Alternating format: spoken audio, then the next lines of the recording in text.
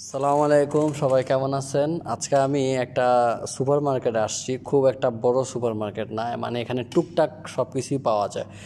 কাপড় থেকে শুরু করে মহিলাদের কসমেটিক, ছেলেদের আইটেম সবগুলোই পাওয়া যায়, সবগুলোই ঠিকঠাক আছে। এখন আজকের এই ভিডিওতে আমি আপনাদেরকে দেখানোর চেষ্টা করব যে জুতার ভিতরে আরবি লেখা। আপনারা থাম্বনেইল দেখে বুঝতে পারছেন যে জুতার ভিতরে আরবি লেখা। তার আগে আমি আপনাদেরকে এইখানে যে প্রোডাক্টগুলো আপনারা দেখতে পাচ্ছেন প্রত্যেকটা প্রোডাক্টের উপরে কিন্তু আরবি লেখা আছে। এটারও পিছনে এইগুলো দেখানোর পিছনে একটা রিজন আছে, একটা কারণ আছে, আমি আপনাদেরকে বলবো। তবে আগে আমি আপনাদেরকে দেখাতে চাই যে দেখেন জুতার ভিতরে কিন্তু আরবি লেখা।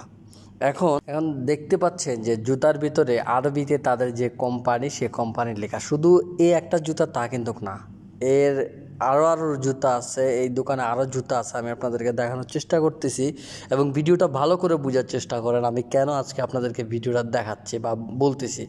এখন এই জুতা না, শুধু যে এই জুতাতে আরবি লেখা তা কিন্তু না, এখানে যে জুতাগুলো আছে ম্যাক্সিমাম জুতাগুলোর ভিতরে কিন্তু আরবিতে যে কোম্পানির জুতা, সে কোম্পানির নামটা কিন্তু লেখা আছে।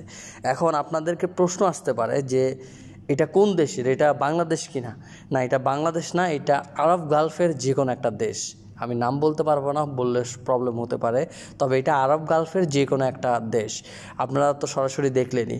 শুধু জুতা যে তা না, এই দেশের প্রত্যেকটা জিনিসে পলিথিন থেকে শুরু করে কাপড় সব কিছুতেই তারা তাদের আরবি যে ভাষাটা তার সেটা ইউজ করে। শুধু জুতাতে ইউজ করতেছে তা না, তারা তাদের প্রত্যেকটা আসবাবপত্র, কাগজ থেকে শুরু করে সকল কিছুতে তারা কিন্তু এই হরফগুলো ব্যবহার করে। এখন এই জিনিসটা যদি সেম বাংলাদেশে হতে যায় তাহলে এতক্ষণে অনেক কিছু হয়ে যেত, হলুদ মিডিয়া, হলুদ সাংবাদিক, অনেক কিছু হুলস্থুল কাণ্ড হয়ে যেত।